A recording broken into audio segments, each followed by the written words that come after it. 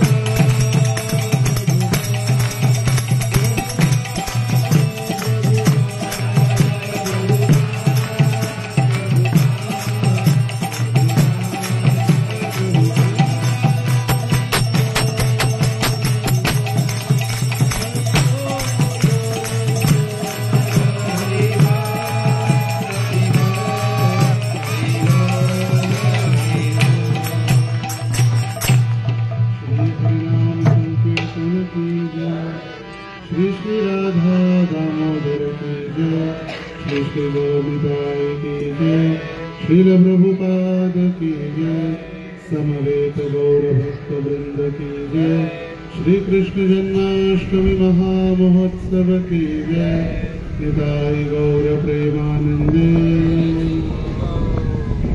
ओम नमो भगवते वासुदेवाय।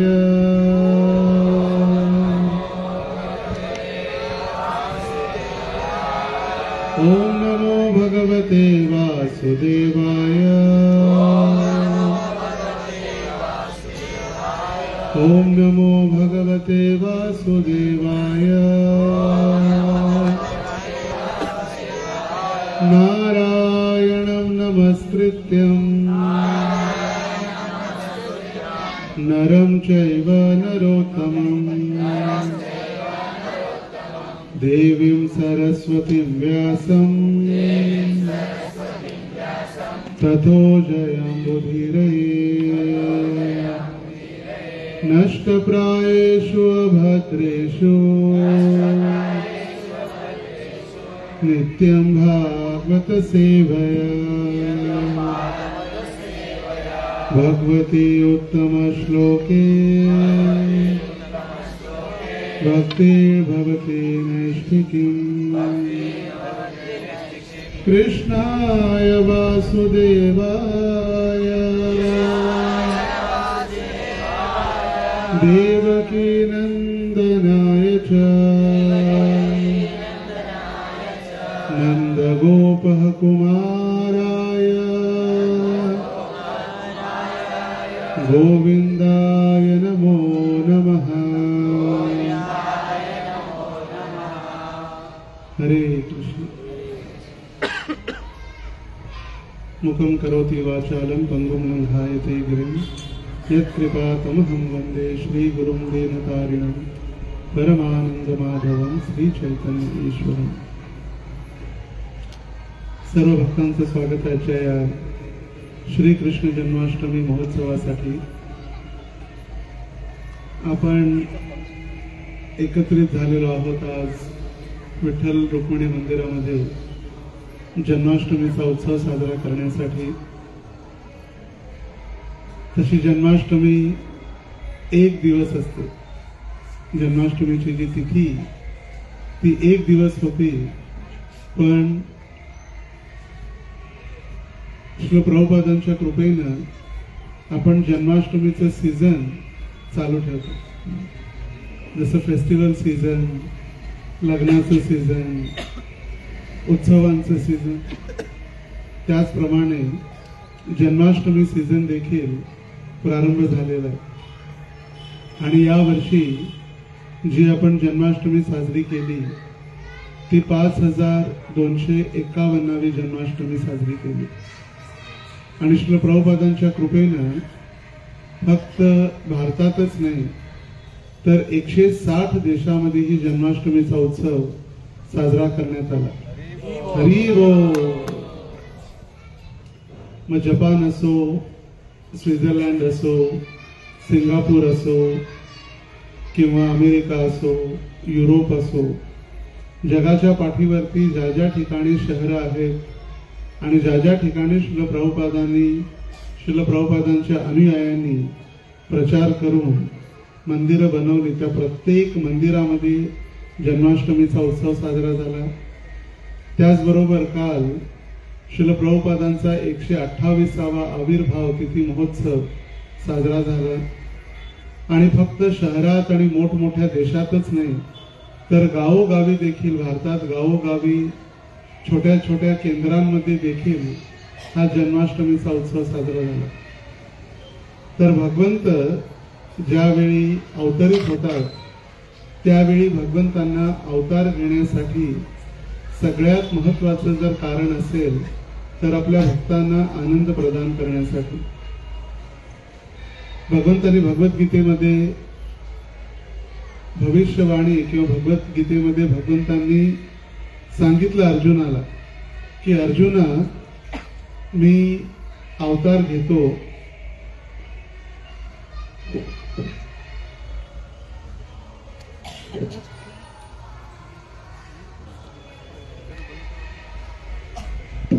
हरे कृष्णा कृष्णा कृष्णा हरे हरे, हरे राम राम राम हरे हरे. कली सर्व साधन बाधक, त्याला समजेल. क्वचित त्या मनाला केंद्रित करणं सगळ्यात मोठं कठीण परिस्थिती आहे. आणि ज्यावेळी मन थोडं केंद्रित होऊ लागतं किंवा नियंत्रणात येऊ लागतं त्यावेळी मग असे आवाज आणि वेगवेगळे कार्य त्याच्यापासून मग लगेच मन भटकू लागतं. तर ज्यावेळी भगवान श्रीकृष्णाने भगवद्गीतेत अर्जुनाला सांगितलं की मी परित्राणाय साधूनां विनाशाय च दुष्कृतां धर्म संस्थापनार्थाय संभवामि युगे युगे, मी प्रत्येक युगायुगात अवतरित होतो. कशासाठी? भक्तांचं रक्षण करण्यासाठी, आसुरिक प्रवृत्तीचे जे लोक आहेत त्यांचा उद्धार करण्यासाठी आणि पुन्हा धर्माची स्थापना करण्यासाठी. तर श्रील प्रभुपादांनी देखील हेच कार्य केलेलं आहे. गुरु महाराज म्हणतात, श्रील प्रभुपादांनी जी संस्था चालू केली कृष्ण भावनामृत आंदोलन, या आंदोलनाचं कार्य देखील हेच आहे, परित्राणाय साधूनां, म्हणजे जे भक्त आहेत त्यांचं आध्यात्मिक दृष्ट्या रक्षण करणं, त्यांच्या आध्यात्मिक जीवनाचं रक्षण करणं आणि त्यांच्या आध्यात्मिक भावनेचं रक्षण करणं. शरीराचं जरी आपण रक्षण करू शकत नसलो तरी त्यांची आध्यात्मिक चेतना, आध्यात्मिक विकास आणि त्यांच्या आध्यात्मिक जीवनाचं रक्षण करणं. परित्राणाय साधूनां विनाशाय च दुष्कृतां, जे पापी लोक आहेत, जे अधर्मी लोक आहेत, त्यांचा उद्धार कसा मारून नाही, त्यांना ठार मारून नाही, त्यांना आध्यात्मिक जीवन देऊन त्यांचा उद्धार, त्यांना कृष्ण भक्ती देऊन किंवा भगवद्गीता आणि भागवत देऊन त्यांचा उद्धार.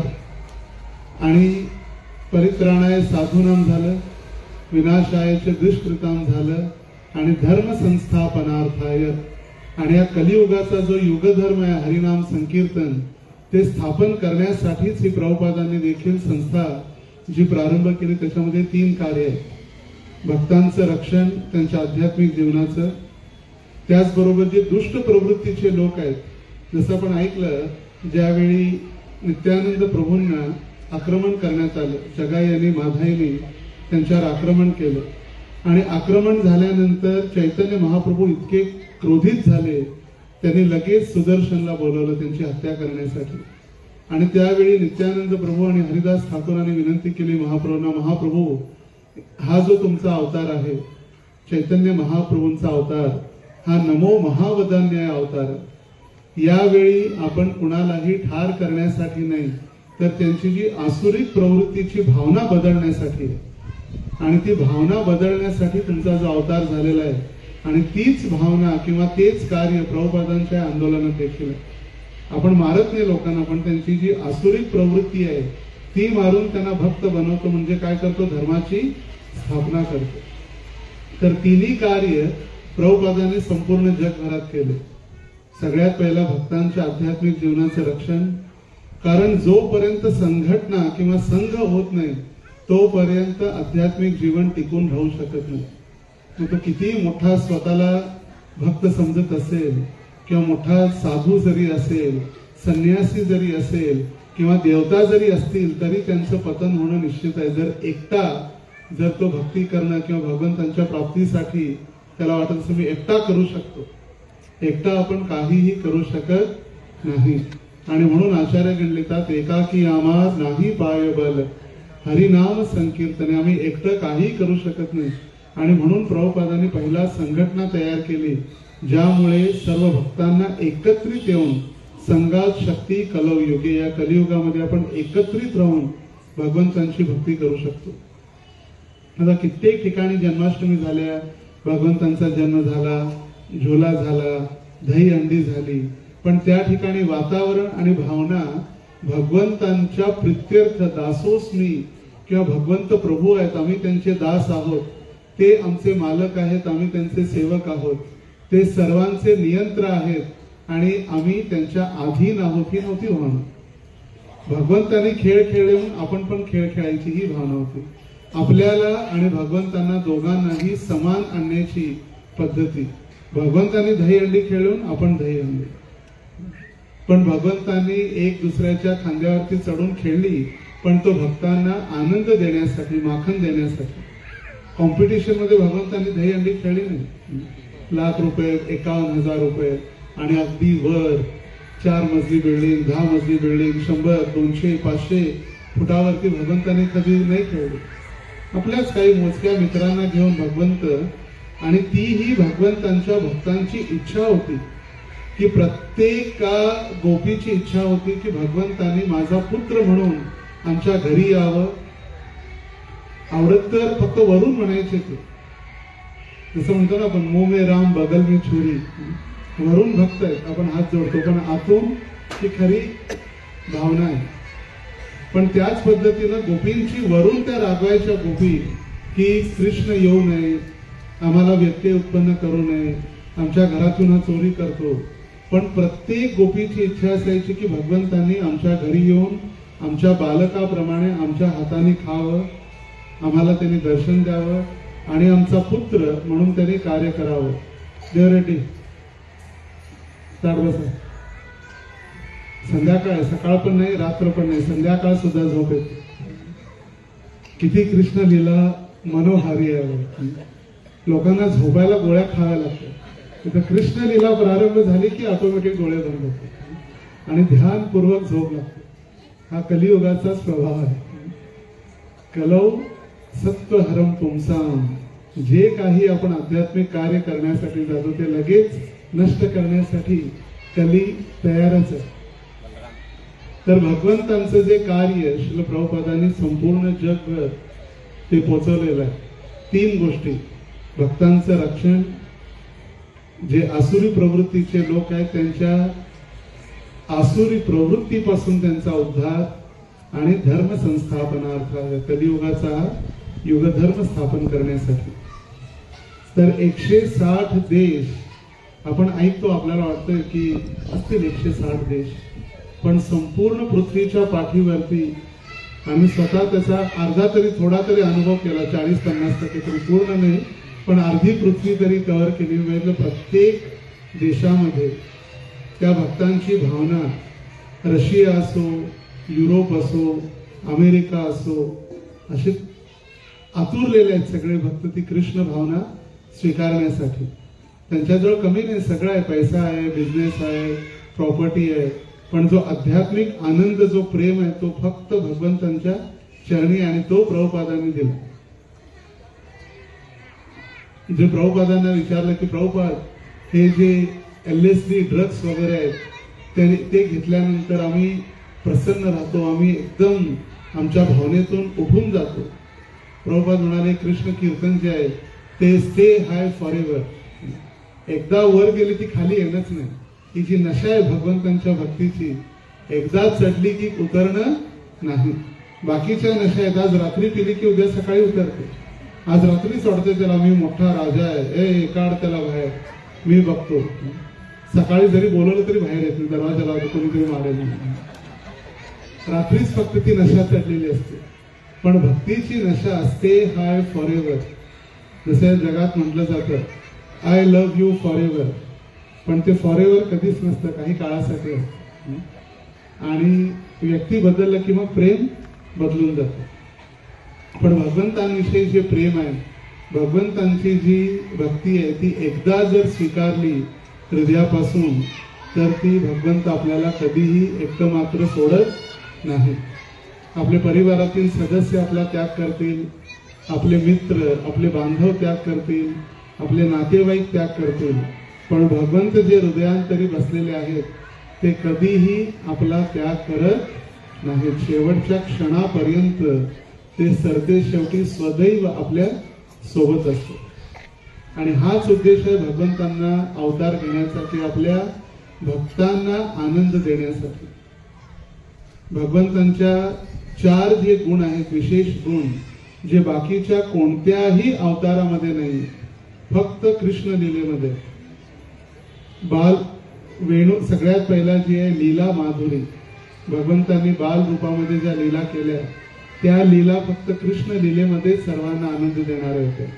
लीला माधुरी वेणू माधुरी, रूप माधुरी आणि ऐश्वर्य माधुरी, भगवंतांचं रूप आकर्षित करणारे, भगवंतांची वेणू माधुरी, भगवंतांनी जी वेणू वाजवली ती वेणू सगळ्यांना आकर्षित करणारी. तर कृष्ण लीला ही इतकी विशेष आहे की कुणीही भगवंतांकडे आकर्षित होऊ शकतो. प्रभुपादांना कित्येक व्यक्तींनी प्रश्न विचारले, हे कोण आहेत? म्हटले प्रभुपाद स्वामीजी, स्वामीजी तुम्ही तर म्हटले भगवंत आहेत, मग त्यांच्या बाजूला ती मुलगी आहे ती कोण आहे? अशा परिस्थितीमध्ये आपल्याला तर माहिती आहे ते राधा कृष्ण आहेत किंवा विठ्ठल रुक्मिणी आहेत, रुक्मिणी द्वारकाधीश आहेत. पण ज्या लोकांना माहीत सुद्धा नव्हतं त्या लोकांना प्रभुपादांनी हे कृष्ण प्रेम त्यांच्या देशापर्यंत, त्यांच्या घरापर्यंत पोहोचवलं. स्वामीजी म्हणाले भगवंतांच्या भक्तांनी भगवंतांना जे सगळ्यात श्रेष्ठ जे आहे, आम्हाला जे सगळ्यात चांगल्या पद्धतीने आपण करू शकतो कार्य, जे आपल्याला आवडतं ते भगवंतांसाठी केलं पाहिजे. तर एकदा प्रभुपादांनी प्रणाम करण्यासाठी एका मंदिरात गेले. प्रणाम करते वेळी गौरनिताई होते आणि उठून उभा राहिले तेव्हा जगन्नाथ बलदेव सुभद्रा होते. त्यांनी रोटेटिंग ऑल्टर ठेवलेलं होतं, फिरणार असं चक्र फिरणार आहे, समोर गौरनिताई फिरलं किंवा जगन्नाथ बलदेव सुभद्रा. प्रभुपाद म्हटले चांगलं आहे भावना तुमची, पण भगवंतांना आपण स्थापन केल्यानंतर त्यांना हलवू शकत नाही. एकदा तर प्रभुपाद प्रणाम करण्यासाठी गेले, जगन्नाथच नव्हते ऑल्टरमध्ये. म्हणजे कुठे आहे जगन्नाथ? म्हणजे प्रभुपाद तुम्ही सांगितले स्वामीजी की आपल्याला जे चांगलं वाटतंय सगळ्यात श्रेष्ठ आहे, आम्ही जगन्नाथांना फिरायसाठी घेऊन चाललो बीचवर. प्रभुपाद म्हणजे घेऊन जाऊ शकतो पण ती पद्धती नाही फिरायला, मॉर्निंग वॉक किंवा इव्हनिंग वॉक साठी त्याची पद्धती आहे, त्याला म्हटलं जातं रथयात्रा. आणि मग जगन्नाथ बलदेव सुभद्रा रथयात्रा प्रभुपादांनी प्रारंभ केली. तर प्रभुपादांचं जे कार्य न भूतो न भविष्यती असं जे कार्य केलं आणि त्याचमुळे आपण हे जन्माष्टमी सीझन किंवा भक्तीचं सीझन, असं नाही की जन्माष्टमी सीझन संपलं की भक्ती संपते नाही, किंवा जन्माष्टमी झाली उत्सव संपला नाही. जसं श्रावणामध्ये सगळ्यांची भक्ती जागृत होते, श्रावणामध्ये अरे नाही पाप आहे, पण बाकीचे महिने 11 महिने सगळं चालतं. बाकीचे 11 महिने आपण काही खाऊ शकतो, काही करू शकतो. फक्त श्रावण आला की वाटतं की नाही श्रावण अगदी आध्यात्मिक आहे, एक ढोंग केल्याप्रमाणे. फक्त आपण आपल्याला फसवतोय की आपण हे कार्य आध्यात्मिक गोष्टी कधीही करू शकतो आपण, त्याच्यासाठी कोणताही वेळ काळ परिस्थिती कधीच नाही. भगवंतांची भक्ती करण्यासाठी कोणतेही नीती नियम नाही. तर भगवंत ज्यावेळी अवतरित होण्यामागचं सगळ्यात महत्वाचं जर कारण असेल तर ते आपल्या भक्तांना आनंद देण्यासाठी. असुरांचा वध करणं हे तर मग सेकंडरी आहे, ते आले नाही आले तरी मग त्यांच्या इच्छेने सगळं करू शकतात. आता एक छोटासा व्हायरस त्यांनी पाठवलेला होता, आठवतंय का? ते विसरले. कोविड-19 फक्त 19 वर्षामध्ये एक छोटासा व्हायरस पाठवला. पूर्ण जग आपापल्या घरात लपून बसलेलं, बाहेर या म्हटलं तरी कोणी येत नव्हतं. घरच्या सख्या व्यक्तीला कुणी बाहेरून जर आला, मुंबईहून पुण्याहून, त्याला घरात घेतलं जात म्हणून तो बाहेर राहावा 15 दिवस. एक छोटासा विषाणू भगवंतांचं कार्य सगळ्या पूर्ण पृथ्वीचा नष्ट करू शकतो. जसं पूर्वीच्या काळी वेगवेगळ्या रोगराई किंवा तर मराठीत एक महामारी असायची, महामारी. मग तो वेगळे वेगळे जसं रोग, एक एक गाव पूर्ण संपुष्टात जायचं. एक एक गाव जुलाब लागला की पूर्ण गाव पूर्ण नष्ट होऊन जायचं. मग कॉलरा, रोगराईच्या ज्या साथीचे रोग असायचे, एकाला लागला की दुसरा, दुसऱ्याला लागला की तिसरा, असे संपूर्ण गावच्या गाव नष्ट होऊन जायचे एक छोट्याशा विषाणूमुळे. आणि त्यासाठी भगवंतांना इथं यावं कधीच लागत नाही. फक्त भगवंत येतात स्वतःच्या भक्तांना आनंद देण्यासाठी. तर देवकी आणि वसुदेवानी देखील भगवंतांची प्रार्थना केलेली होती, भगवंता तुमच्या सारखा नाही, तुम्हीच आम्हाला पुत्र म्हणून पाहिजे. त्यासाठी प्रार्थना केलेली होती देवकी आणि वसुदेवानी. आणि त्यांच्या प्रार्थनेची स्वीकृती करून भगवंतांनी 3 वेळा अवतार घेतला. सगळ्यात पहिला सुतपा आणि पृष्णी यांच्याद्वारे भगवंत अवतरित झाले, पृष्णी गर्भ म्हणून. कश्यप आणि दिती यांच्या घरी भगवंत अवतरित झाले वामनदेव, बटू वामन किंवा वामनदेव बालक. बटू वामन म्हणजे छोटेसे बालक रूपी वामनदेव, त्रिविक्रम. आणि आता तिसऱ्यांदा भगवंत या जन्माष्टमीच्या वेळी अवतरित झाले देवकी आणि वसुदेवांच्या घरी पुत्र म्हणून जन्माला आली कृष्ण. तर आपला श्रावण आहे, पण शुकदेव गोस्वामीनुसार हा भाद्रपद महिना आहे. आणि भाद्रपद महिन्यामध्ये भगवंत अष्टमीच्या तिथी रोहिणी नक्षत्र, काल सुद्धा कित्येक ठिकाणी जन्माष्टमी साजरी केली, कारण का रोहिणी नक्षत्र काल देखील होतं. हजारो लोक काल जन्माष्टमी साजरी करत होते आणि कित्येक जण लेट नाईट रात्री मंदिरामध्ये सुद्धा येत होते, विचारत होते फोन करून, मंदिर बंद झालं का, जन्माष्टमी आज आहे का. कारण का रोहिणी नक्षत्र दोन्ही दिवस होतं, सोमवारी देखील आणि मंगळवारी देखील स्पर्श होता रोहिणी नक्षत्राचा. आणि काही काही मंदिरामध्ये ज्या वेळी ते नक्षत्र जे आहे सूर्योदयाला स्पर्श करतं त्याच दिवशी तो उत्सव साजरा केला जातो. आणि आपल्या पद्धतीने गौडीय संप्रदायामध्ये तर आपण दुसऱ्या दिवशी करतो. सगळ्यांना वाटत होतं की आमची जन्माष्टमी आज आहे. कित्येक लोक नवीन नवीन दर्शनार्थी भक्त दर्शनासाठी लालायित होते. तर विश्वनाथ चक्रवर्ती ठाकूर म्हणतात, देवकी हे भक्तीचं तर कंस हे भीतीचं प्रतीक आहे. देवकी कशाचं प्रतीक आहे? भक्तीचं. आणि कंस कशाचं प्रतीक आहे? भीतीचं प्रतीक आहे. जेव्हा माणसाला भौतिक नात्याची भीती वाटू लागते तेव्हा त्याच्या हृदयात भक्ती प्रकट होऊ लागते. याचा अर्थ जेव्हा तो भौतिक संसारापासून विरक्त होऊ लागतो त्यावेळी भक्ती हृदयामध्ये प्रकट होऊ लागते. आणि म्हणून प्रभुपाद म्हणाले का, material life and spiritual life go ill together. दोन्ही सोबत जाऊ शकत नाही. मी पाप पण करतो, भक्ती पण करतो. मी सकाळी जप पण करतो, संध्याकाळी पाप पण करतो. नामनो बलात यस्यहि पाप बुद्धी. नामाच्या बळावरती पाप करणं. सहावा नामपराध.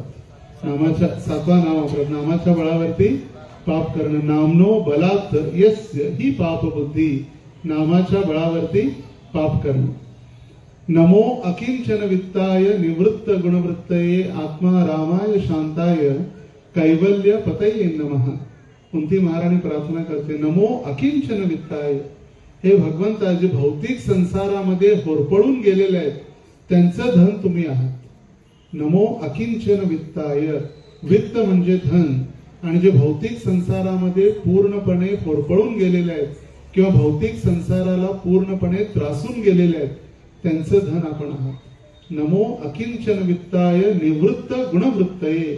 जे 3 गुणापासून मुक्त झालेले आहेत अशांचं धन आपण आहात.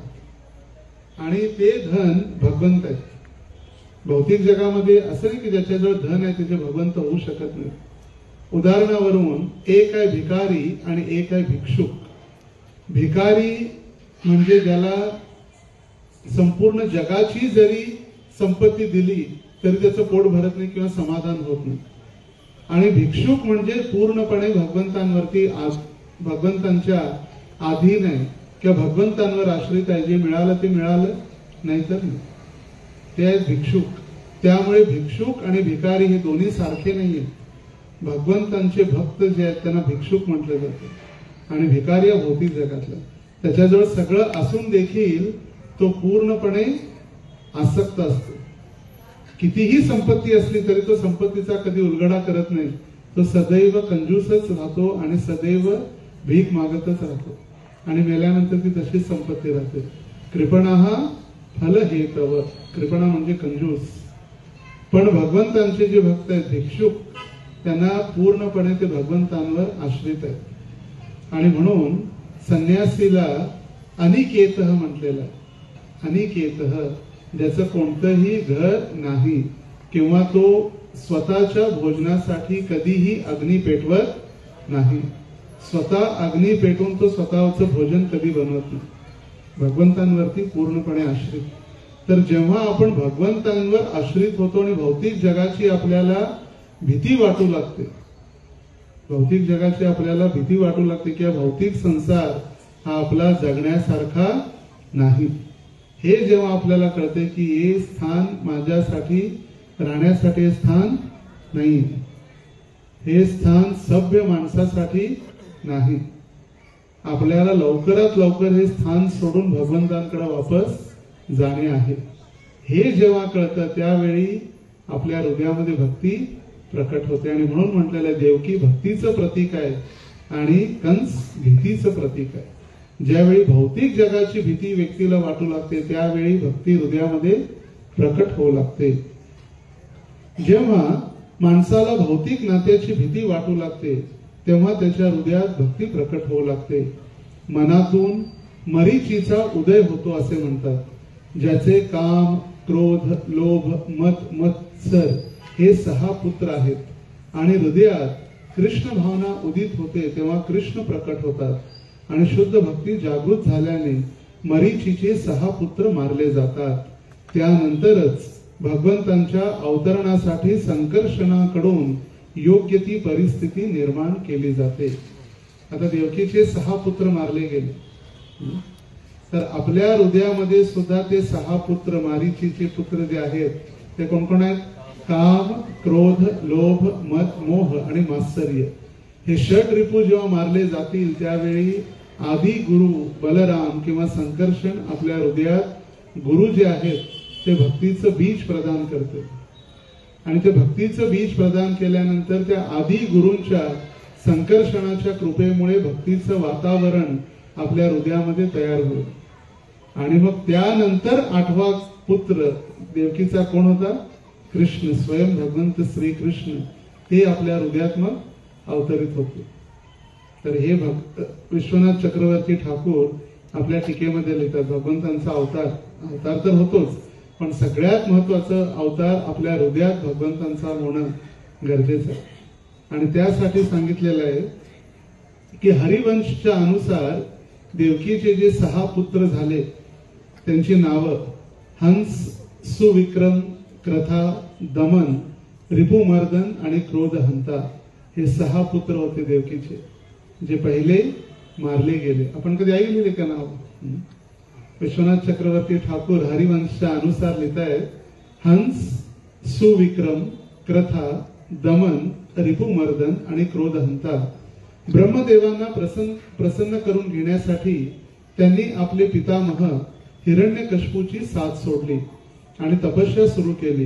हे कळाल्यावर संतापलेल्या हिरण्यकश्यपूने त्यांना श्राप दिला, तुम्ही पुढे जाऊन देवकीचे पुत्र म्हणून जन्माला याल आणि कंस नावाचा दैत्य तुम्हाला ठार मारेल.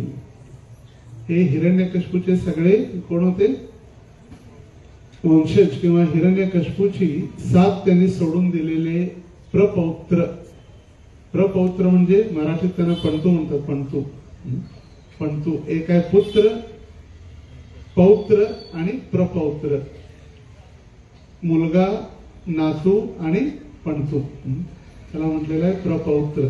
आणि या सगळ्यांनी हिरण्यकश्यपूची साथ सोडून डायरेक्ट भगवान ब्रह्मदेवांची तपस्या केली. त्यामुळे त्यांनी श्राप दिलेला होता हिरण्यकश्यपूने की तुम्ही माझी साथ सोडली तरी मी तुम्हाला तर आता हत्या करणारच आहे पण मी श्राप देतो की भविष्यात कंस नामक दैत्य तुमची हत्या करेल. आणि वैष्णव तोषणीनुसार देवकीचे 6 पुत्र हे पूर्वजन्मी मारीचीचे पुत्र होते आणि ब्राह्मणाच्या श्रापामुळे पुढे हे सर्व काल नेमीचे पुत्र देखील झाले. सज्जन वैष्णव तोषणी ही सनातन गोस्वामींचे. सनातन गोस्वामी म्हणतात की देवकीचे 6 पुत्र पूर्वजन्मी कोणाचे पुत्र होते? मारीचीचे पुत्र आणि ब्राह्मणाच्या शापामुळे ते काल नेमीचे पुत्र देखील झाले भविष्यात. तर असं नाही की कुणी भगवंतांच्या अगोदर जन्माला येऊ शकतं किंवा भगवंत कुणालाही मारतात नाही. ते पूर्णपणे शास्त्रोक्त किंवा प्री प्लॅनिंग म्हणू शकतो. भगवंतांची योजनाबद्ध ते कार्य आहे.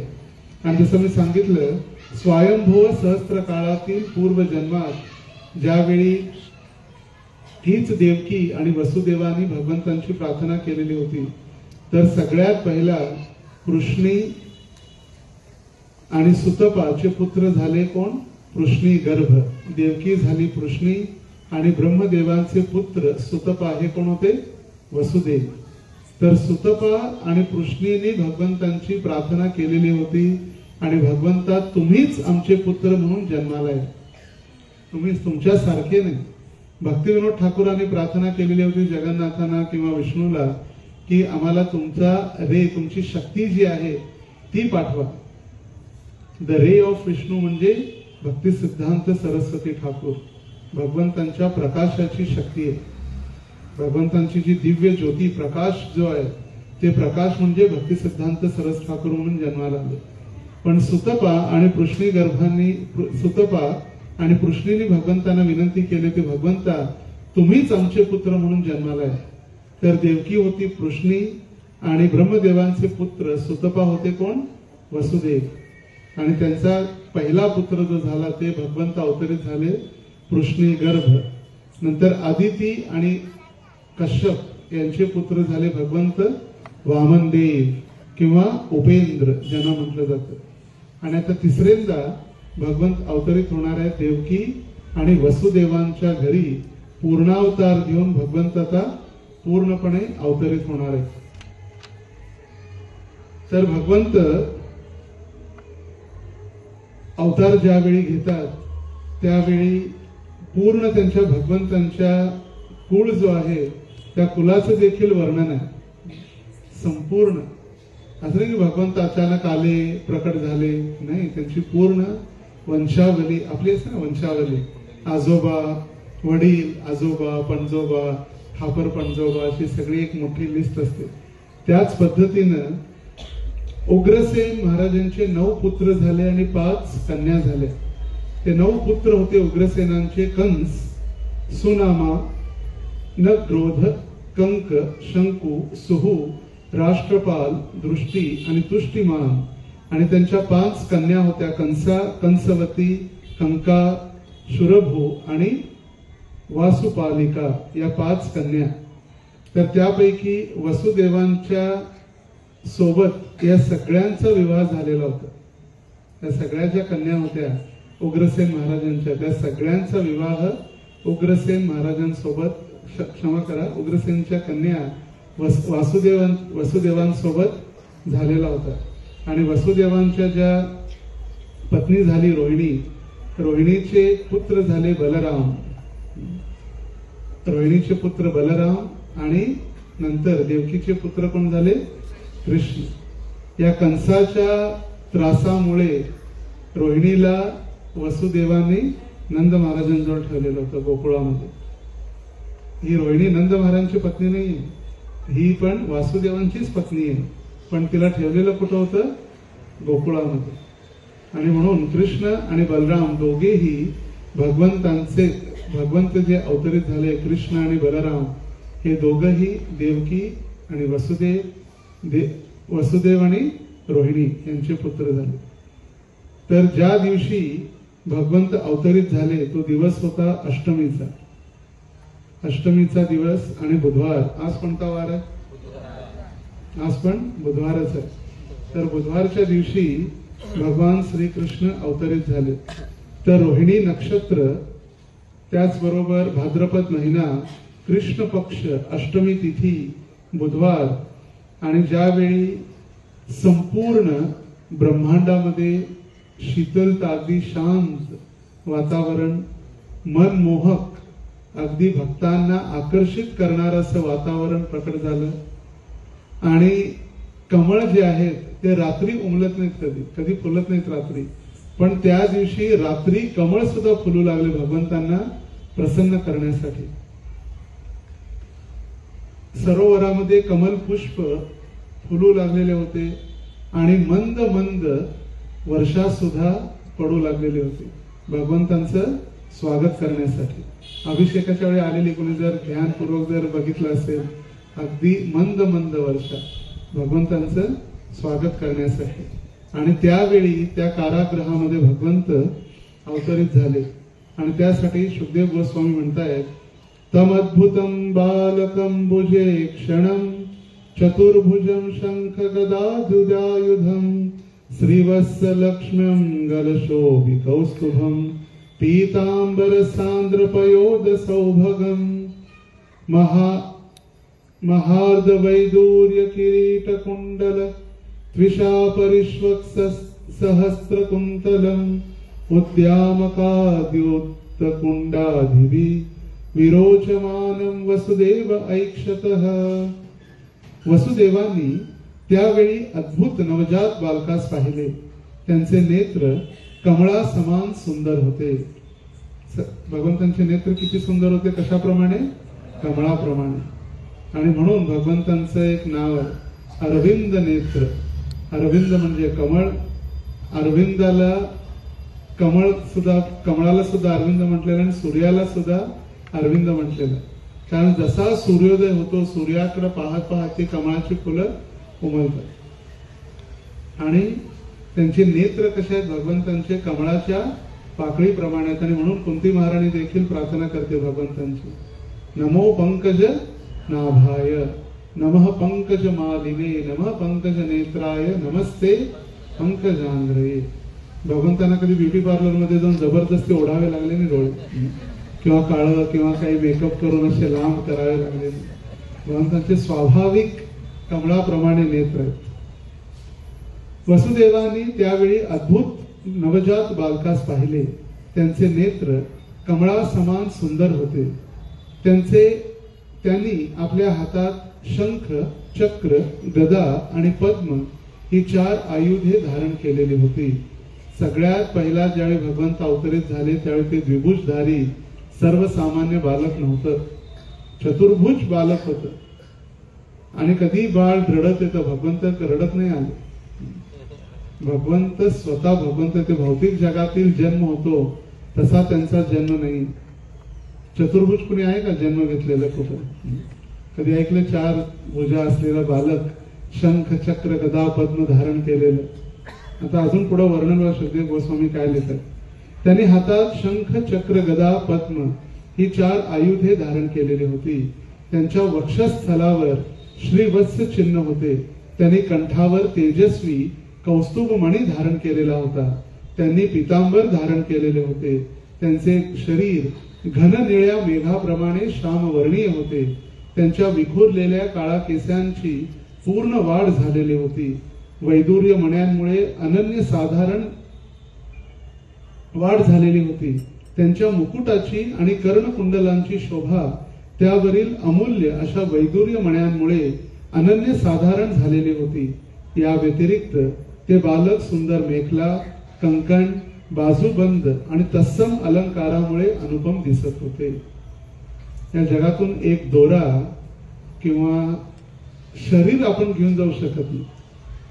हे शरीर सुद्धा याच ठिकाणी एकतर जाळलं जातं, नाहीतर त्याची समाधी दिली जाते, नाहीतर काही पद्धती अशा आहेत पारसी लोकांमध्ये शरीर या शरीराचा शेवटचा उपयोग सुद्धा व्हावा म्हणून ते शरीर एका मोठ्या विहिरी, अशा फार मोठ्या विहिरीमध्ये असं फेकून दिलं जातं. आणि त्या ठिकाणी वेगवेगळे पक्षी येऊन ते शरीर खाऊन टाकतात. आणि मग ते विष्ठेमध्ये त्या शरीराचं, जेव्हा ते पक्षी विष्ठा सोडतात त्या शरीराचं रूपांतर मग विष्ठेमध्ये होतं. ज्या शरीरासाठी आपण इतकं मेकअप आणि इतके कॉस्मेटिक्स आणि इतके फेस वॉश आणि इतक्या वेगवेगळी कॉस्मेटिक इंडस्ट्री कधीही त्यांचा कमी होत नाही. कॉस्मेटिक इंडस्ट्री कायम ती प्रगतीशील असते. कारण का प्रत्येकाला वाटते की शरीर माझं सुंदर असावं, सुंदर मी दिसावं. पण भगवंत ज्यावेळी अवतरित झाले त्यावेळी त्यांना कोणतंही कार्य किंवा बघा किती सुंदर भगवंतांचं वर्णन केलेलं आहे. सगळ्यात पहिला बालक आहे. बालक कसं आहे? चतुर्भुज रूप बालक आहे. हातात शंख, चक्र, गदा, पद्म धारण केलेलं आहे. त्यानंतर वक्षस्थलावरती काय श्रीवत्स, एक सोनेरी केस आहे भगवंतांच्या छातीवरती, त्याला म्हटलेलं आहे श्रीवत्स.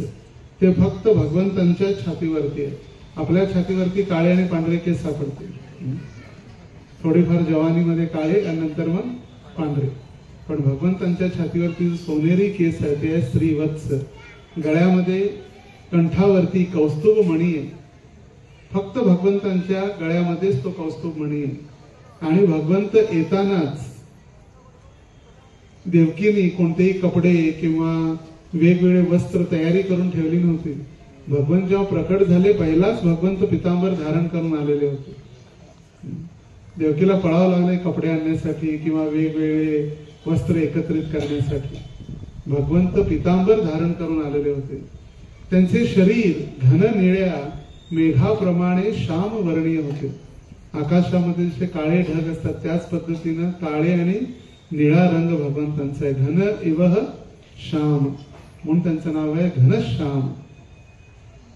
त्यांच्या केसांची पूर्णपणे वाढ झालेली होती, घुंगराले केस. त्यांना हेअर ट्रान्सप्लांट करावं लागलं, केस नव्हते म्हणून केस चिटकावे लागले डोक्यात. त्यांचे केस पहिलेच लांब आहे आणि पूर्णपणे त्यांच्या केसांची शोभा पूर्ण वाढलेली होती. मुकुट सुद्धा भगवंतांनी धारण केलं होतं. गर्भातून आले, कोणी तयार नाही केला. इतकं वर्णन गर्भातून जेव्हा ते बाहेर आले ते वर्णन या ठिकाणी शुकदेव गोस्वामी करत आहेत.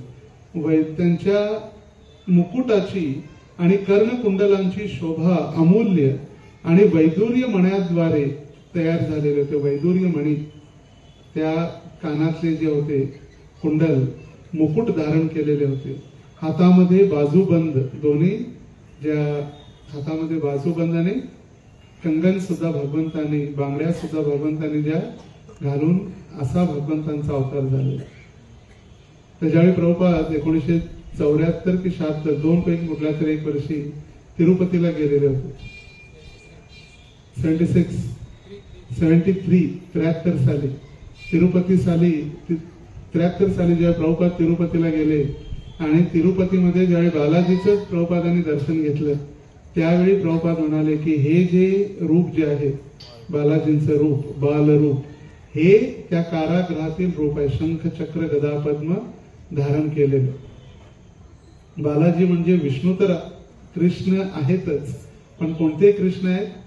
देवकीच्या गर्भातून प्रकट झालेले आणि कंसाच्या कारागृहात प्रकट झालेले बालरूप कृष्ण, आणि म्हणून त्यांचं नाव आहे बालाजी, बालरूप कृष्ण. तर भगवंतांचं हे असं सुंदर रूप पाहिल्यानंतर देवकी आश्चर्यचकित झाली. आपले अनन्य साधारण बालक पाहताच वसुदेव आश्चर्याने थक्क झाले. त्यावेळी अत्यंत आनंदित झालेल्या त्यांनी मनातच मोठा उत्सव साजरा केला आणि ब्राह्मणांना 10 सहस्त्र गायी दान दिल्या. असं सुंदर बालक पाहिल्यानंतर आनंदित झाले आणि आश्चर्यचकित पण झाले. त्यांना माहित होते कोण आहे? सर्व शक्तिमान श्रीकृष्ण भगवंतच आता आमच्या घरी अवतरित झालेला आहे. देवकीचा 8वा गर्भ, ज्या भविष्यवाणीनुसार कंसाचा वध करणारा हाच तो बालक, अनन्य साधारण. असं जन्माला आले का कोणाच्या घरी बालक? इतके सगळे दागिने, वैदुर्य मणी, मुकुट, पितांबर. हम खाली हात आए थे, खाली हात जाएंगे. कपडा सुद्धा आपल्यावरती टिकत नाही, कपडा सुद्धा नाही राहत, पण भगवंतांनी पूर्ण दागिन्यासहितच आले. सगळ्यांना वाटू नये किंवा काहीतरी डाऊट आहे, सर्वसाधारण बालक आहे म्हणून भगवंतांनी पहिलीच एंट्री अशी मारली की सगळ्यांना कळालं की हेच भगवंत आहे. फर्स्ट एंट्री, पहिल्याच आपल्या रूपामध्ये भगवंतांनी सर्वांना आकर्षित केलं. आता आनंदी देखील झालेले आहेत वसुदेव, आणि त्याचबरोबर त्या उत्सवाचा आनंद त्याचा कसा साजरा करणार? हातामध्ये पायामध्ये बेड्या बांधलेल्या आहेत. पूर्वीच्या काळी लोक इतके श्रीमंत असायचे की जर कोणी, ज्या स्त्रिया आया ज्यांना म्हणतो, आया स्त्रिया ज्या असतात, ज्यावेळी प्रसूतीच्या वेळी थांबलेल्या असतात त्या स्त्रीच्या बाजूला, त्यांनी बातमी जरी दिली, गळ्यातील मोठमोठे सोन्याचे हार, मोत्यांच्या माळा द्यायचे त्यांना आनंदाने. आजकाल प्लास्टिकच्याच माळा आपण घालून फिरतो, काय देणार दुसऱ्यांना? आपल्याकडेच नाही, सगळं डुप्लिकेट बेंटेक्सचा सगळा वापर आहे. पैसे जे सोने नाही ना चांदी नाही, स्टील आहे, कोण घेणार नाही, आणि कागद आहे, कुठं फेकणार आहे, कोणाला फेकणार, आणि आहेच नाही तर देणार कोणाला आनंदाने. वैदिक सभ्यतेमध्ये इतकी धनधान्य, इतकी ऐश्वर्य होतं, त्यामुळे ते आनंदाने दुसऱ्यांना द्यायचे देखील. आता उग्रसेन पुत्र कंस जो आपल्या बहिणीला इतक्या प्रेमानं, सगळ्यात पहिला तर एक दिवस त्या कंसानं उग्रसेन महाराजांना प्रणाम करण्यासाठी गेला, आणि प्रणाम करते वेळी आपण म्हणतो ना पाय खेचतात की काय, त्याने पाय खेचले नाही, त्यांना उचललं सरळने कारागृहात टाकलं. म्हणजे किती वेळ आता मी वाट बघायची तुमच्या मरण्याची, मला राजा व्हायचंय. आसुरिक प्रवृत्तीचे लोक कधी प्रणाम करायसाठी येतील पाय खेचतील किंवा उचलतील हे कधी भरोसा नाही. आसुरी प्रवृत्तीच्या लोकांवरती कधीही आपण विश्वास ठेवू शकत नाही. ते कधीही बदलतात, कधीही. रंग बदलणारा जो प्राणी असतो का सरडा, सरडा ज्याला म्हणतो, तो सरडा सुद्धा विचार करत असेल माझ्यापेक्षा माणूस किती रंग बदलत असतो. सरडा तर त्या रंगाप्रमाणे रंग बदलतो, पण माणूस प्रत्येक वातावरणानुसार रंग बदलत असतो. तर या कंसानं आपल्या वडिलांनाच कारागृहामध्ये फेकून दिलं आणि स्वतःला स्वयंघोषित राजा झाला. जबरदस्ती राज्याभिषेक करून घेतला आणि राजा झाल्यानंतर सर्वांना आता याची दुर्दशा किंवा दुर्बुद्धी वाईट वाटू नये किंवा आपला अपप्रचार होऊ नये त्याला चिंता वाटू लागली.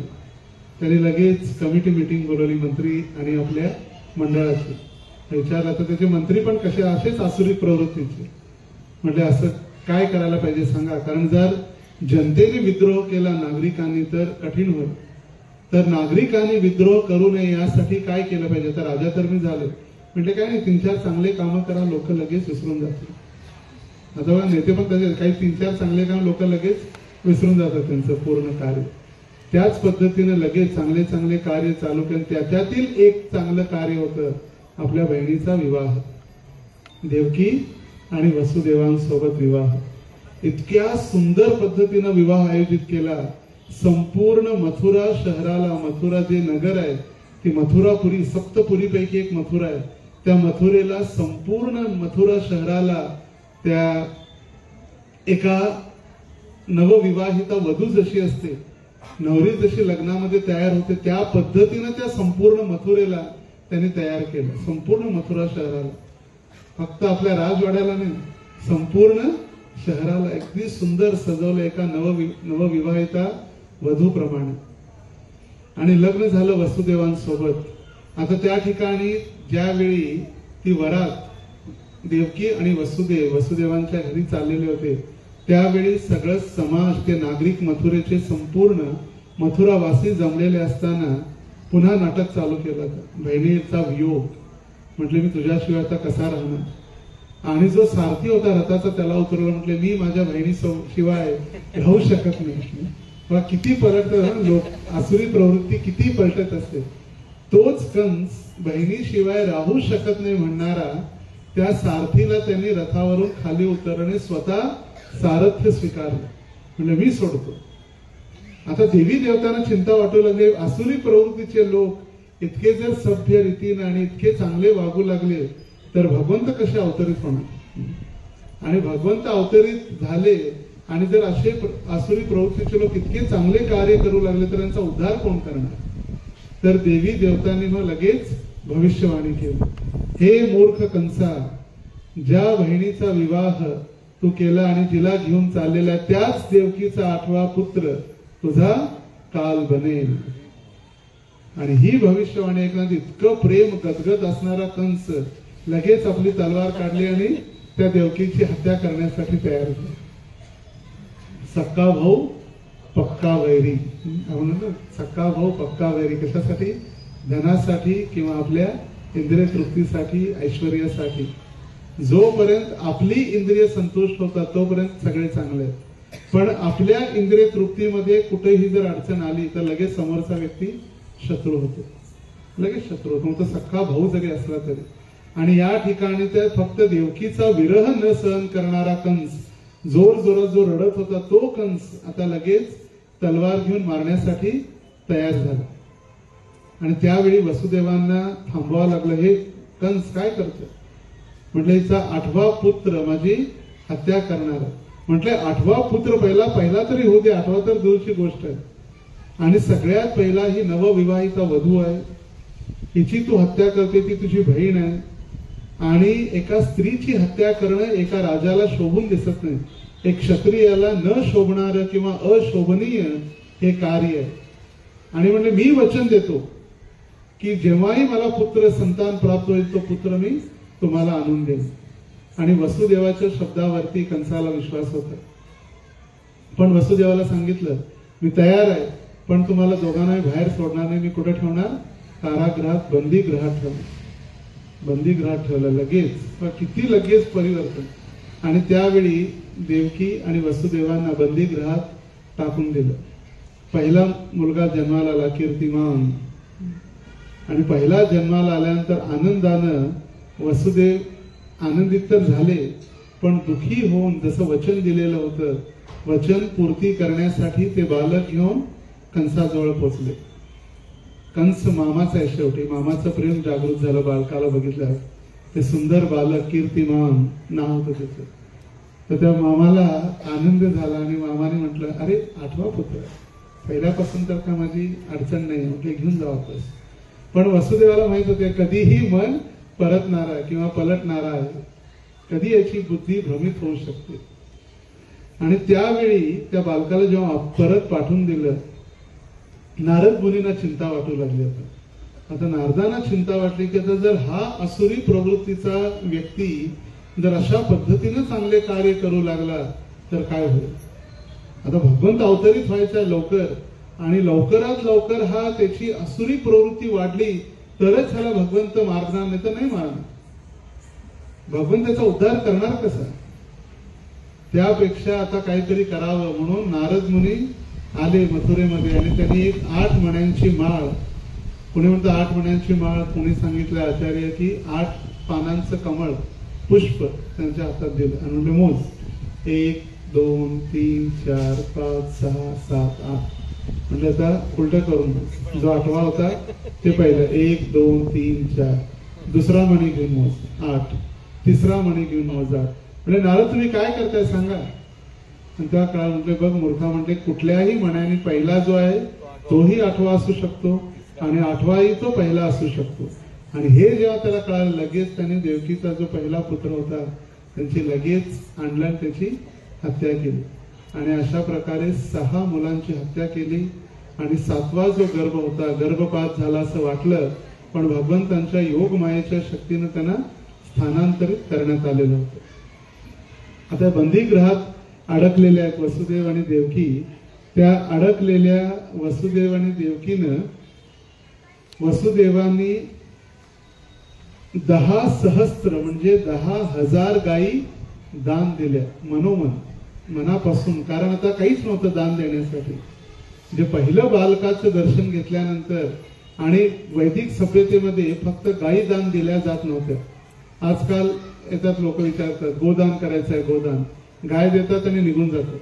पण वैदिक पद्धतीमध्ये गायी सोबत ती पूर्णपणे सोन्याने आणि दागिन्याने मोडलेली पूर्ण गाय असायची, पूर्ण आभूषणाने भरलेली गाय, ज्यामुळे त्या गायीचं संपूर्ण जीवन, त्याचा चारा, त्याची काळजी घेण्यासाठी त्या धनराशीचा उपयोग व्हावा यासाठी. फक्त गाय देणं एक, पण गायीची काळजी घेणं पण सगळ्यात महत्वाचं आहे. त्यानंतर सुखदेव गोस्वामी सांगत आहेत, हे भरतवंशीय परीक्षित, आपले बालक म्हणजे साक्षात भगवान श्री नारायण आहेत हे वसुदेवांनी तात्काळ जाणले.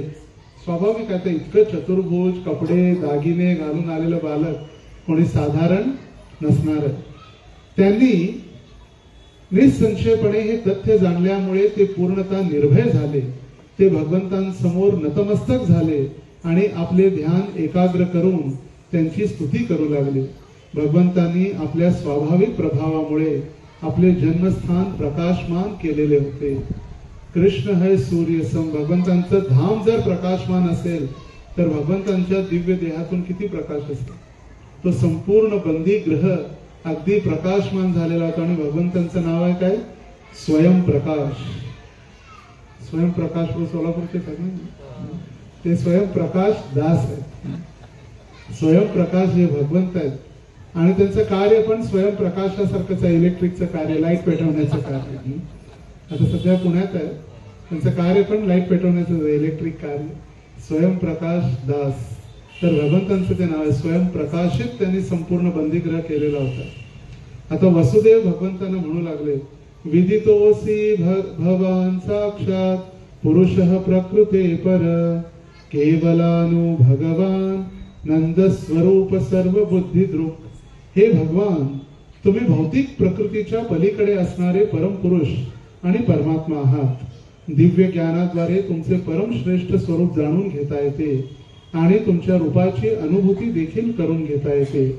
आता तुमच्या परम सत्तेचे परिपूर्ण ज्ञान मला प्राप्त झालेले आहे. अशी स्तुती केल्यानंतर भगवंतांनी सांगितलं तर त्यांना पुढचं प्रोग्राम काय.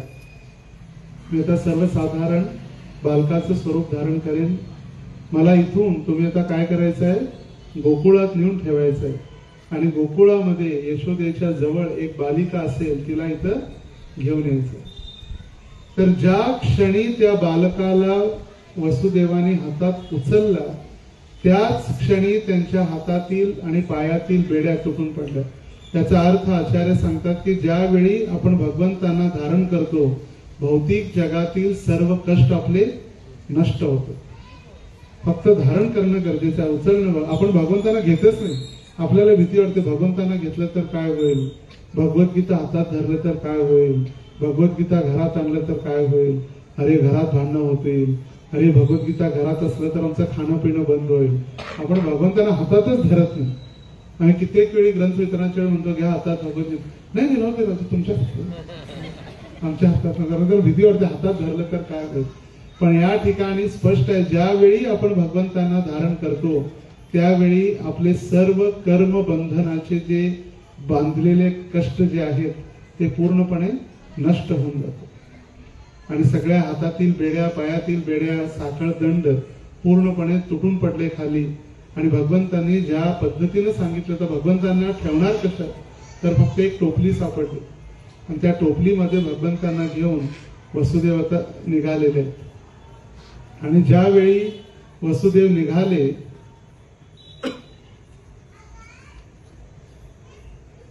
त्यावेळी वसुदेवांनी भगवंतांना घेऊन जाता क्षणी भगवंतांचा जो प्रकाश होता, स्वयंप्रकाश ज्याला म्हटलेला आहे, त्या प्रकाशामुळे संपूर्ण त्या कारागृह किंवा बंदिस्त जो होता कारागृह तिथं संपूर्ण प्रकाश होऊ लागला. जसं आपण म्हणतो ओम अज्ञान तिमिरांधस्य ज्ञानांजन शलाकया.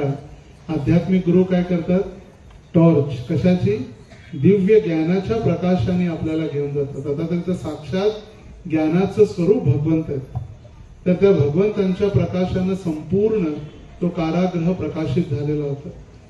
आणि जसं भगवंत प्रकट झाले सगळे सैनिक, त्या कारागृहाचे काळजी घेणारे जेलर सगळे मायेच्या अधीन, योग मायेच्या द्वारे पूर्णपणे झोपून गेले.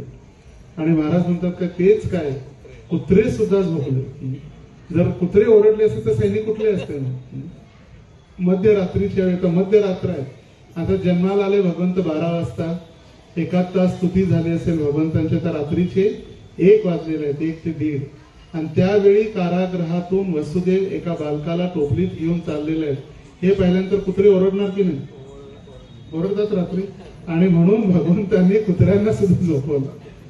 कुत्रे सुद्धा झोपले. सगळे दरवाजे कारागृहाचे उघडले आणि भगवंतांना घेऊन वसुदेव आता निघाले. आता मंद ती वर्षा जी होत होती, भगवंतांचं स्वागत तर होतच, पण वृंदावनामध्ये हा जो काळ आहे श्रावण किंवा भाद्रपद, ही ह्युमिडिटीचा काळ, सगळ्यात ह्युमिडिटी, पाऊस पडत नाही पण गरमीचा काळ असल्यामुळे वृंदावनात एक ऑब्झर्व केलेलं आहे की त्या भागात 90 ते 95% पुरुष मंडळी बाहेर झोपतात. घराच्या बाहेर पलंग लावून, त्याला बाज असते, बाज, ती बाज टाकून बाहेर झोपलेले असतात. आता पाऊस आल्यामुळे सगळ्यांनी आपापली खॉट घेतली आणि सगळे घरात गेले. त्यामुळे वसुदेवांचा मार्ग रिकामी झाला. कुणी जर पाहिलं, अचानक जागे झाले, वसुदेवांना पाहिलं तर भांड फुटेल, म्हणून पावसामुळे ऑटोमॅटिक त्यांना सगळ्यांना आत घरात पाठवलेलं होतं. आता भगवंत माझ्या पात्रात येणार किंवा नदीच्या पात्रात येणार, हा आनंदाची बातमी जेव्हा यमुनेला कळाली. आता यमुनेला तर माहिती, हेच माझे आता स्वामी होणार आहेत, पती होणार आहेत. म्हणजे कालिंदीचे पती, कालिंदी यमुना आहे, तिचे पती 8 पट्ट राण्यांपैकी एक कालिंदी यमुना. आता म्हणजे पतिदेव माझ्यात प्रवेश करणार आहेत आणि आता त्यांच्या चरणांचा आश्रय घेतल्याशिवाय मी कसं त्यांना जाऊ दे.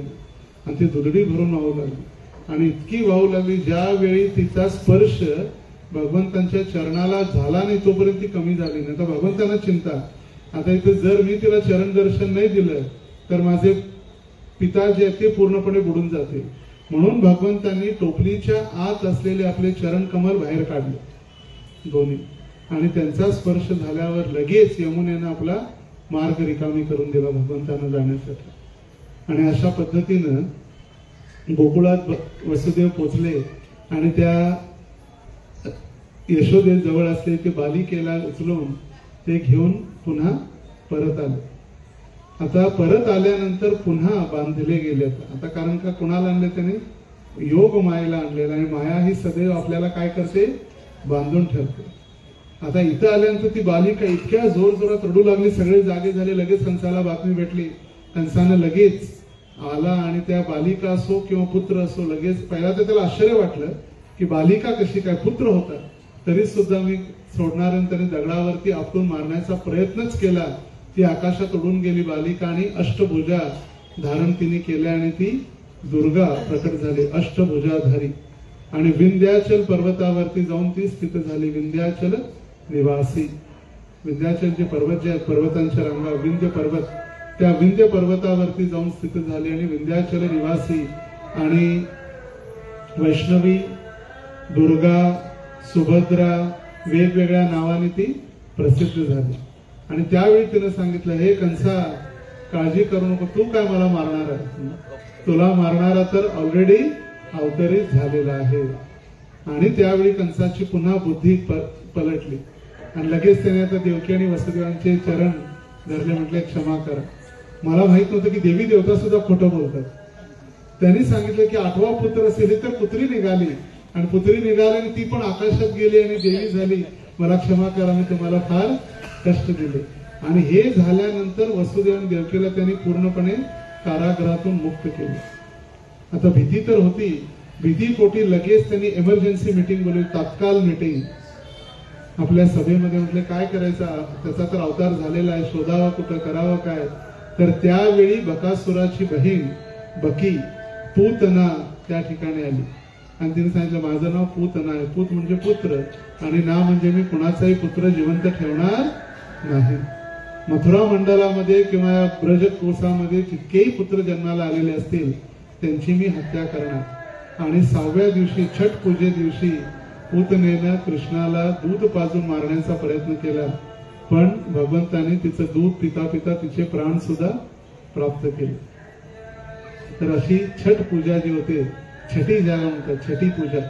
छठ पूजा दिवाळीमध्ये असते, पण छठी जो 6वा दिवस उत्तर भारतामध्ये 6व्या दिवशी ती पूजा केली जाते. छठी ज्याला म्हणतात. आपल्या इथं 5वी पुस्तक छठी पुस्तक म्हणतो. 6वं 5वीला पुजलेलं म्हणतो आपण. त्या ठिकाणी जसं कष्ट वगैरे आले की म्हटलं जाते तर म्हणजे जीवनात 5वीलाच पुजलेलं आहे कष्ट, जन्मतः प्राप्त झालेले कर्म. तर असे भगवंत ज्यावेळी अवतरित होतात फक्त भक्तांना आनंद देण्यासाठीच. तर भगवंतांची लीला सुखदेव गोस्वामींनी 1-2 नाही तर 90 अध्यायामध्ये केलेले. आपण एका अध्यायातील फक्त 3 श्लोक वाचले. 90 अध्याय भागवतांचा दशमस्कंद 90 अध्यायामध्ये पसरलेला आहे. भगवंतांच्या बाल लीलेपासून भगवंतांची पौगंड लीला, यौवन लीला आणि त्यानंतर भगवंतांचं प्रयाण, पूर्णपणे भगवंतांच्या राण्या, भगवंतांचा मथुरेचा वास, त्यानंतर द्वारकेचा वास, 90 अध्याय पूर्ण भागवतम आहे 18 स्कंदामध्ये आणि 335 अध्याय आहेत. आणि त्या 335 अध्यायापैकी 90 अध्याय फक्त कृष्ण लीलेमध्येच आहे. तर अशी भगवंतांची लीला श्रील प्रभुपादांच्या कृपेमुळेच आपण ही जन्माष्टमी आजही साजरी करत आहोत. उद्या एक दिवस आहे ब्रेक, परवा एकादशी आहे आणि एकादशी दिवशी वडाळा येथे जन्माष्टमी. वडाळा, बार्शी रोड वडाळा, त्या ठिकाणी देखील विठ्ठल रुक्मिणी मंदिरातच सायंकाळी 4 ते 5 या वेळेमध्ये संकीर्तन, नगर संकीर्तन आणि 5 ते 8 या वेळेमध्ये जन्माष्टमीचा कार्यक्रम, अभिषेक, कथा, कीर्तन, महाप्रसाद देखील आहे. तर ज्या भक्तांना जायचं आहे त्यांनी व्रजबंधू प्रभू आणि व्रज वधू माताजी या दोघांना संपर्क करू शकतात अधिक माहितीसाठी. तर पुन्हा एकदा सर्वांचं धन्यवाद. आज विठ्ठल रुक्मिणी मंदिराचा जो पटांगण किंवा जो स्टेज आणि कल्याण मंडप म्हणू शकत नाही, ओपन लॉन पण म्हणू शकत नाही, कारण का गवत नाही. जर गवत ओपन असलं असतं तर गवत असलं लॉन म्हणू शकत असतो. पण मंगल कार्यालय, मंगल कार्यासाठी मंगल कार्यासाठी जे कार्यालय किंवा एक नवीन सेटअप गेल्या एकादशीला फक्त गेटचं उद्घाटन केलेलं, अधिकृत किंवा ऑफिशियली उद्घाटन झालेलं, पण आज ऑफिशियली ही जन्माष्टमी, गोपालजींचा अभिषेक, कथा करून याचं अधिकृत उद्घाटन सुद्धा आज, आणि म्हणून जन्माष्टमी बाहेर करण्याचं नियोजन केलेलं होतं. सुरुवातीला वाटलं की वरुण देव किंवा इंद्र नाराज होतील, वर्षा होईल, पण फक्त ते भगवंतांच्या अभिषेकामध्ये आपला अटेंडन्स देण्यासाठीच आलेले होते. दामोदरांच्या वेळी तर अभिषेक करू शकले नाही, वरती आपलं पूर्ण वॉटरप्रूफ असल्यामुळे ते आत येऊ शकले नाही, पण आज अभिषेकासाठी आपली अटेंडन्स लावून ते पुन्हा परतले. तर आज याचं देखील अधिकृत पद्धतीनं उद्घाटन आहे विठ्ठल रुक्मिणी मंदिराचं. हे जसं जसं राधा दामोदर मंदिरामध्ये एक एक पायरी बदलते किंवा एक एक पायरी आपण स्टेप वर जातो, त्याच पद्धतीनं विठ्ठल रुक्मिणी मंदिरामध्ये सुद्धा आपण एक एक पायरी सोबतच आपली चालत. राधा दामोदर हे मुख्य असल्यामुळे नेक्स्ट विठ्ठल रुक्मिणीमध्ये आपण असतो. पहिला तिथं भगवंतांच्या समोर गरुडजी प्रकट झाले, लगेच काही काळानंतर विठ्ठल रुक्मिणींचे गरुडजी प्रकट झाले आणि कलश स्थापना झाली. तिथला मोठा हॉल झाला, इथं पण मोठा हॉल झाला. आपण एक्सटेंड केला कोर्ट यार्ड, इथेही एक्सटेंड कोर्ट यार्ड केला आणि गरुड स्तंभ एक्सटेंड झाला. तिथं आश्रमची व्यवस्था थोडी केली, इथं आश्रम तयार झाला. तिथं कल्याण मंडप तयार झाला, इथे कल्याण मंडप तयार झाला. फक्त पत्रे किंवा जे वरचं शेड बाकी आहे तेही भविष्यामध्ये पूर्ण होऊन जाईल, त्यामुळे पावसाची सुद्धा चिंता राहणार नाही. तर विठ्ठल रुक्मिणी मंदिराचं मंगल कार्यालय किंवा कल्याण मंडप, श्री श्री विठ्ठल रुक्मिणी कल्याण मंडप, आणि ते श्री श्री राधा दामोदरांचं कल्याण मंडप, ज्या ठिकाणी आध्यात्मिक कार्य किंवा कल्याणाचे कार्य आपण करू शकतो. तर पुन्हा एकदा विठ्ठल रुक्मिणी मंदिराच्या सर्व भक्तांचं विशेष धन्यवाद आणि त्यांना शुभेच्छा की इतक्या सुंदर पद्धतीनं इतकी तयारी, सगळं तयार आहे, फक्त आता गर्डर आणि शेड फक्त बाकी आहे, मग पूर्ण हॉलच तयार होऊन जातो. संस्कार भवन आणि वेगवेगळे कार्य, इतके हॉलमध्ये बसू शकले नसते. आणि मला वाटतं बाहेर केल्यानंतर गोंधळ, पण बाहेर सुद्धा इतक्या शांतीनं प्रवचनात बसल्यामुळे पुन्हा एकदा विशेष धन्यवाद. हरे कृष्ण. मला आठवतं ज्यावेळी आपण विठ्ठल रुक्मिणी मंदिराचा ब्रह्मोत्सव व्हायचा त्यावेळी मंदिर तर होतं, पण या ठिकाणी किंवा पलीकडच्या ठिकाणी मंडप किंवा ओपन, भगवान प्रोंच्या कथा, मी नोएडामधून येऊन 3-4 दिवस कथा दरवेळी व्हायच्या. 3 दिवसीय कथा आणि ब्रह्मोत्सव. तर आपलं आता शाश्वत आहे, सगळी व्यवस्था आहे. तर लग्न किंवा जेही आपले आध्यात्मिक कार्य आहेत ते या ठिकाणी आपले होतील. आणि अशा पद्धतीनं कृष्ण प्रभुपादांच्या कृपेमुळे कृष्ण भावना दिवसेंदिवस अशीच वृद्धिंगत आणि वाढत जाईल. यावेळेची जन्माष्टमी इस्कॉन सोलापूरच्या इतिहासातील सगळ्यात अधिक दर्शनार्थी, अधिक गर्दी, अधिक भक्त, अधिक कार्यक्रम, सगळ्यात 1 नंबरची जन्माष्टमी यावेळेची होती. आणि यावेळी 1.5 लाख पेक्षा अधिक भाविकांनी राधा दामोदरांचं दर्शन घेतलं. 1.5 लाख पेक्षा अधिक. आपण तर कार्यक्रमात होतो, पण संख्या इतकी मोठी संख्या होती की 1.5 लाख पेक्षा अधिक भक्तांनी, सोलापूर वासियांनी, कुठून येत होते माहित नव्हतं, पण असे एकदम काल दुपारी पण प्रसादाचे मोठमोठे कळप, जसे जंगलातून सगळे येतात मोठा मोठा कळप, तसे कळपच कळप येत. मग प्रभुपादांच्या तसं विशेष आहे, प्रभुपादांच्या आविर्भावा दिवशी काही भक्तच असतात, पण इस्कॉन सोलापूर भक्तांसोबत हजारो इतके लोक आणि सोलापूर वासी देखील 5000 पेक्षा अधिक भक्त काल होते प्रभुपादांच्या आविर्भावा दिवशी. आणि प्रभुपादांची कृपा किंवा प्रभुपादांचा गुणगौरव वाढवण्यासाठी भगवंतांचीच ही एक विशेष योजना. तर पुन्हा एकदा सर्व भक्तांचं धन्यवाद. ज्या ज्या भक्तांनी आर्थिक सहाय्य करून, कुणी आपल्या तनानं, कुणी धनानं, कुणी वेळेनं, प्रत्येकाने जितकी कठोर तपस्या करून जे कष्ट घेतले भगवंतांची जन्माष्टमीचा उत्सव साजरा करण्यासाठी, मग ते किचन डिपार्टमेंट असो किंवा डीटी डिपार्टमेंट असो, प्रीचिंग असो, कल्चरल इव्हेंट असो, अभिषेक असो, सर्व सेवा किंवा येणाऱ्या लोकांची गर्दी देखील असो, क्राऊड कंट्रोल, पार्किंग असो, आपले फक्त पार्किंग मध्ये सुद्धा होतो, पार्किंग मध्ये बसून गाड्या लावण्यासाठी सुद्धा. तर सर्व भक्तांचं मंदिराच्या वतीनं एकदा पुन्हा धन्यवाद। आणि अशीच सेवा जसं गुरु महाराजांनी आपल्या श्रद्धांजलीमध्ये लिहिलं, प्रभुपाद मला शक्ती द्या की माझ्या शेवटच्या श्वासापर्यंत, टिल माय लास्ट ब्रेथ, शेवटच्या श्वासापर्यंत मी आपला सेवक राहून कृष्ण भावनेचा प्रचार करू शकतो। हीच आपणही राधा दामोदर लड्डू गोपाल किंवा विठ्ठल रुक्मिणींच्या चरणी आपणही प्रार्थना करू की शेवटच्या श्वासापर्यंत अशीच आपली सेवा चालू राहू दे, ज्याच्यामध्ये कोणतीही मायेचा किंवा कलियुगाचा अडथळा येणार नाही। हरे कृष्णा कृष्णा कृष्णा हरे हरे, हरे राम राम राम हरे हरे। श्री गिरिधर गोपाल की, श्री विठ्ठल रुक्मिणी की, श्री प्रभुपाद की, निताई गौर प्रेमानंदे हरि।